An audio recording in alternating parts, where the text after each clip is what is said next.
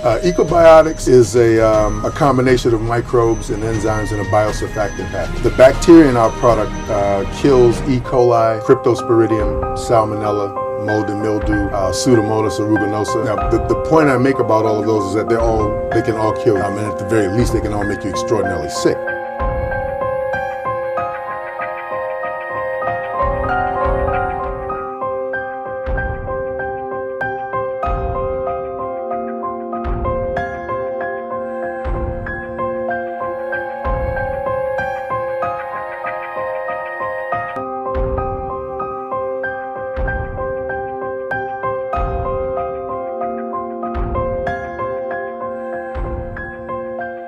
My name is Tyrone Duggins.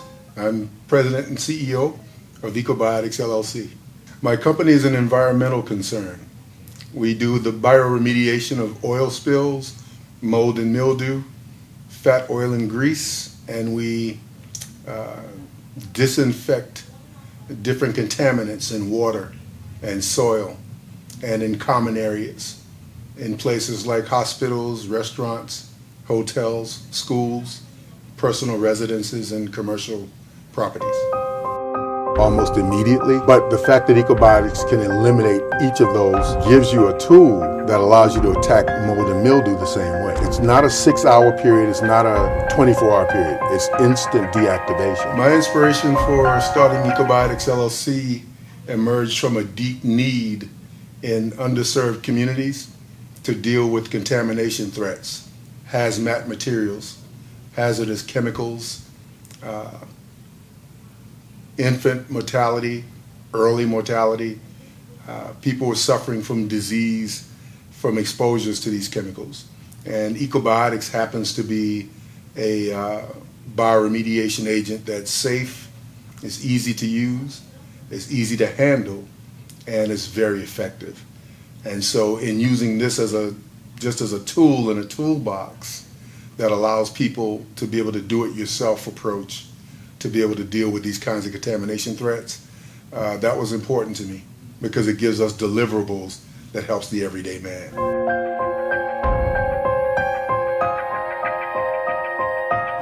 We foster innovation and creativity through challenging our people to look and search for intractable problems in their communities that are environmental in nature. And we help people to figure out how to connect the dots with this particular technology to solve those problems, because that's where opportunity and challenge meet for us, and it fosters an opportunity to introduce a technology whose time has come, but it's clean, it's green, and it's strong and effective. And typically you don't find product technology that have all of those elements tied into one. Usually when people are trying to deal with those kinds of contamination and environmental challenges, they tend to use other harsh chemicals to eliminate the problem, but then you're creating a bigger problem downstream so that you're contaminating the water, you're contaminating marine life, you may contaminate livestock, and eventually you're contaminating the population. And so that's how we see innovation and the creativity of this type of product being utilized to change the approach. So instead of going from the cradle to the grave in our approach, we're going from the cradle to the cradle. So we're preserving resources of choice using what we use and doing it the way that we do it.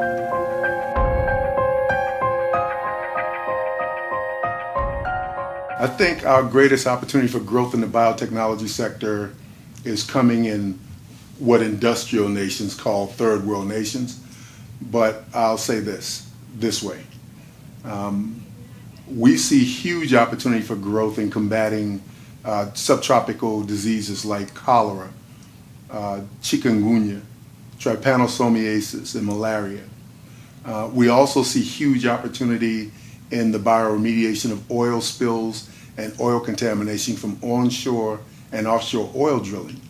So in nations like Venezuela, Guinea, Nigeria, Suriname, Guyana, French Guyana, there's huge opportunity in these industries to present a clean technology like this one to be able to bioremediate and clean those contamination threats, because it brings with it an added bonus benefit, the preservation of the resources that we wish to keep and protect, and to do it inexpensively, without labor intensity, and to be able to have good margins on profit.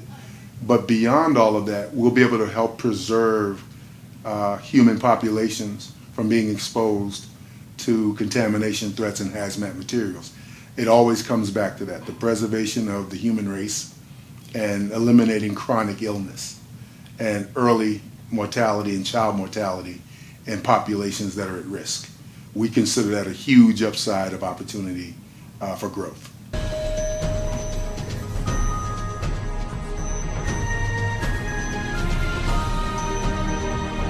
My advice to young and old aspiring entrepreneurs is always to bet on yourself.